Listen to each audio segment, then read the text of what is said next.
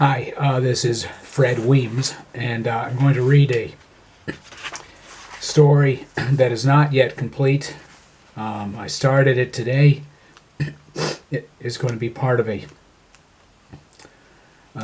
collection that I'm planning. A collection of Christmas stories. And anyway, here it is. A window opened just a hair. The old man walked back and forth just once between the table and the window.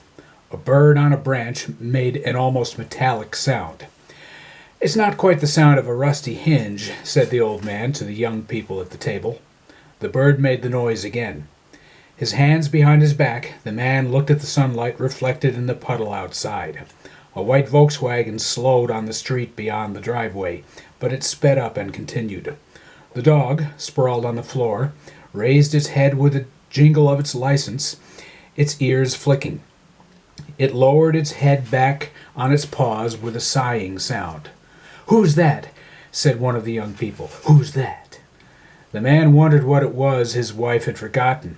He stooped and patted the dog. The dog's tail thumped. "When will she be back?" said the other young person.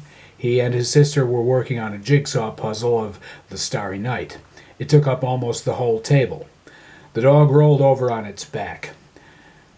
The old man patted its rib cage. The dog moved its head back and forth. The jangling sound and the thumping of the tail accompanied its snort. The boy laughed. "It sounds like disco. Boom, boom, boom. Ching, shnu, shnu, shnu." The dog wriggled and sat up, the old man having ceased patting him. It shook its head 3 times. "When's it going to be over?" said the girl. "Where'd she go?" "She forgot something," said the boy. "Put some music on," said the girl. "No Beatles," said the old man. "How about White Christmas?" said the boy. He'd gotten up and was rifling through the record pile resting against the radiator. "White Christmas me no white Christmases," said the old man. "I wouldn't do that," the boy said. He pulled out a record with a mother and an infant on the cover. "There's no Crosby on this," said the old man. "I wouldn't do that to you, Dad," said the boy. The old man looked across the hall into the living room. The little drummer boy started. The old man went into the kitchen. "Dwayne," he said. Dwayne, adjusting the treble, said, "Yes?" "Would you go to town and pick up some ice?" The old man took $11 out of his wallet. The bird in the branch made the metallic sound.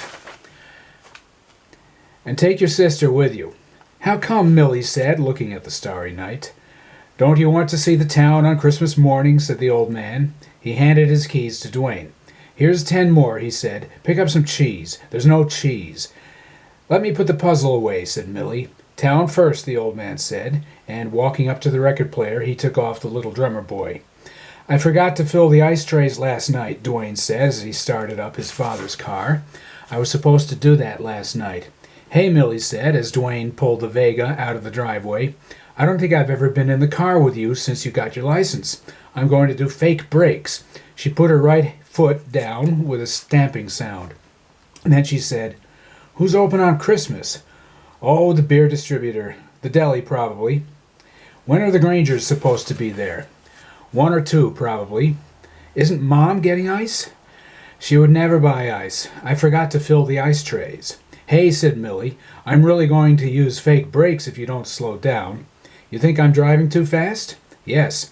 But you didn't notice me running that stop sign?" "Oh, wow, you did." "Yeah, I didn't see it till we were just past it." "So why did Mom almost come in the driveway and just speed away?" "Oh, she must have forgotten something." How come they're forgetting everything this year?" "Well, there's always some little hors d'oeuvre they have to get before the Grangers come." "Mom almost forgot to get a tree, though." "Intersection. I'm slowing down," said Dwayne. "Well, Joey's at college," said Millie, looking both ways. "Green light," she said. Dwayne turned left. Millie said, "He's the keeper of Christmas tradition, so Mom forgot." "How much is a tree?" said Dwayne. "I don't know. $60? Because when I mentioned we didn't have a tree yet, she blew up. 'Sweetheart,' she said. Oh, I hate when she says sweetheart. She said, 'Sweetheart, I forgot.'" Well, she finally remembered. Who set it up? She must have. You weren't at the house? No. I thought you helped her. Oh. Millie looked wide-eyed. That's why it's in a different part of the room. Joey always puts it by the piano. So you weren't there when Mom set it up? No.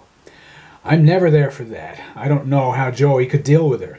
Oh, he just sent her out of the living room. Last year, 2 years ago, he said, "The tree will languish in a prone position if you attempt to assist. The Grangers will see a tree lying on the floor, undecorated. You will exit the living room." Oh, I just passed the distributors. Turn in that parking lot. Dwayne turned quite suddenly. His sister gasped. He drove through the almost empty parking lot to a street exit. I'll turn left onto the street and left again, he said. Mom would be doing fake brakes the whole time if she were with us. The old man, after taking the needle off the record, went up to the dog, who was putting his paw on the front door. The dog looked at him with a tilt of its head. "They'll be back," said the old man. He watched the Vega starting and stopping as it made its way out the driveway. "I have something for you, Hound." He went to the kitchen. The dog stayed at the front door and barked 2 times. He went back to the dog and held out his palm, which contained 3 slices of pepperoni. The dog licked them out of his hand and barked again once. The old man went upstairs and shaved. Drying his face, he sang a verse from White Christmas and added, "Christ." He splashed bay rum on his cheeks and neck. "O Tannenbaum," he sang. "O Tannenbaum, the Soldan Clyde, the McLaren." His knee hurt him, and so he stood as he recited the Lord's Prayer. His head was bowed. The metallic note of the bird outside coincided with the ringing of the telephone. He picked it up after 1 ring, which he never did. "Joey, son, Merry Christmas."